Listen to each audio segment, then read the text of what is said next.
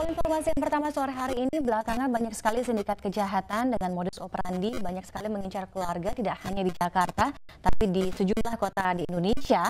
Ini salah satunya berpura-pura atau menyamar sebagai asisten rumah tangga. Para sindikat ini biasanya banyak mengincar mereka atau keluarga yang sedang membutuhkan jasa atau bantuan dari seorang asisten rumah tangga. Nah, di tengah keresahan adanya sindikat kejahatan terhadap asisten rumah tangga, ada pula cerita pilu asisten rumah tangga yang justru diperkosa oleh majikannya.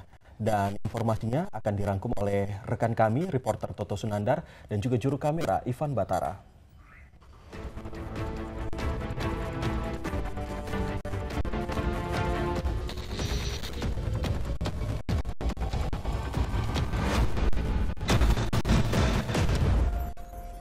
Kehidupan urban di kota besar membuat laki-laki dan perempuan berlomba-lomba memburu karir. Hal ini membuat ketersediaan pembantu rumah tangga begitu mendesak.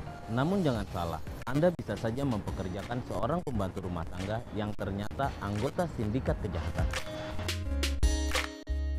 Bagi Anda, masyarakat yang tinggal di perkotaan tentu sangat membutuhkan asisten rumah tangga. Terlebih bagi pasangan yang sama-sama bekerja, kehadiran asisten rumah tangga tentu menjadi sangat penting. Kesibukan sehari-hari dalam mengejar karir dan pekerjaan membuat tenaga seorang asisten di rumah begitu diperlukan. Memperoleh pembantu yang ideal dengan memiliki sifat yang jujur, rajin, dan patuh tentu menjadi idaman setiap pasangan yang membutuhkan asisten. Namun memperoleh asisten seperti itu tentu bukan hal yang mudah. Alih-alih mencari pembantu yang ideal, Anda bisa terjebak mempekerjakan pembantu yang memiliki sikap buruk atau bahkan anggota sebuah sindikat kejahatan. Sindikat kejahatan dengan modus operandi berpura-pura sebagai pembantu belakangan ini kerap terjadi. Para sindikat itu biasanya menjadikan keluarga yang sedang terdesak membutuhkan seorang asisten rumah tangga. In, sebut saja begitu nama perempuan asal Jawa Barat itu.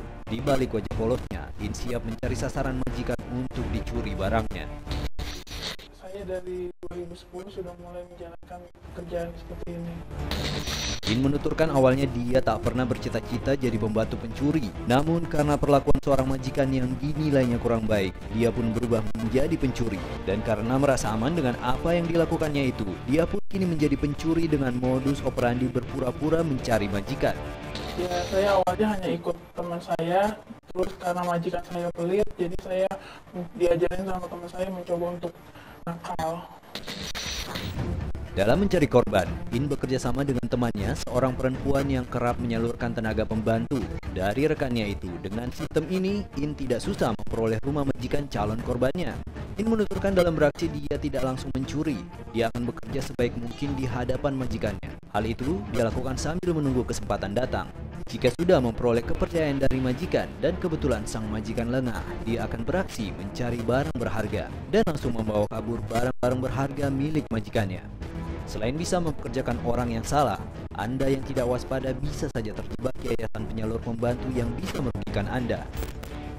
Dalam penelusuran kami juga diketahui para pembantu dari yayasan fiktif kerap melarikan diri dari rumah dan ketika majikannya mendatangi yayasan mereka tak bertanggung jawab. Ironisnya, ketika meminta gantinya yayasan akan meminta kembali uang persyaratan.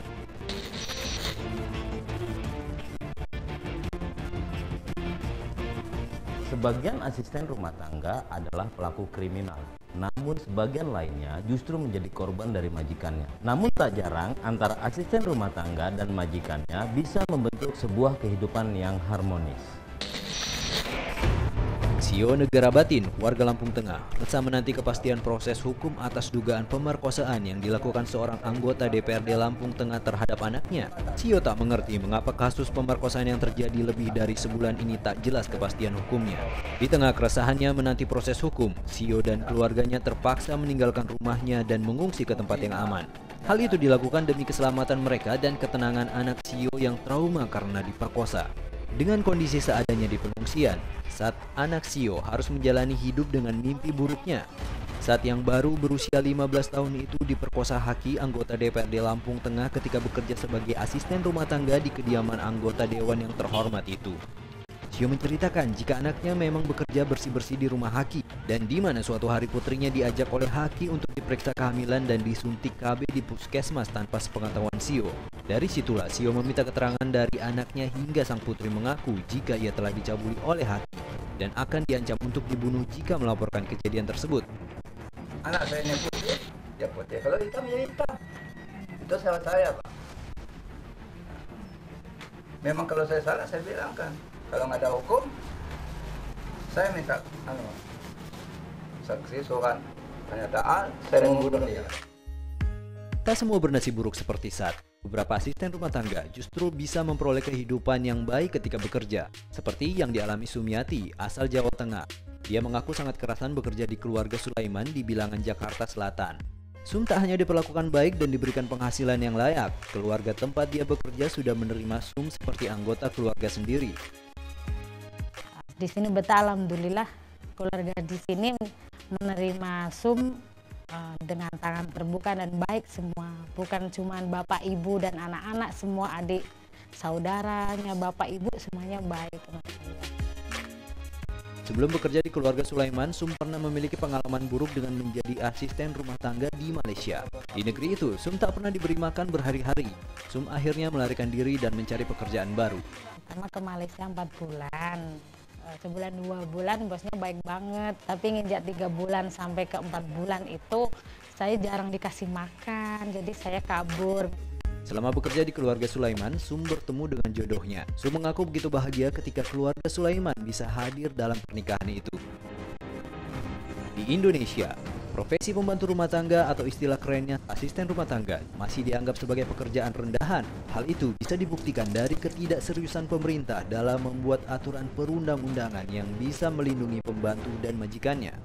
Banyaknya tindak kejahatan yang dilakukan PRT seperti pencurian, penculikan hingga pembunuhan terhadap keluarga majikannya juga ditengarai oleh ketiadaan aturan main tentang profesi PRT itu sendiri. Itu tadi semua akibat ketidakjelasan aturan main antara si pemberi kerja dan si penerima kerja dalam untuk melindungi semua dengan undang-undang. Misalnya pembantu rumah tangga tidak bisa sekedar begitu saja direkrut, tapi harus ada perusahaan penggerak tenaga kerja yang bertanggung jawab untuk itu.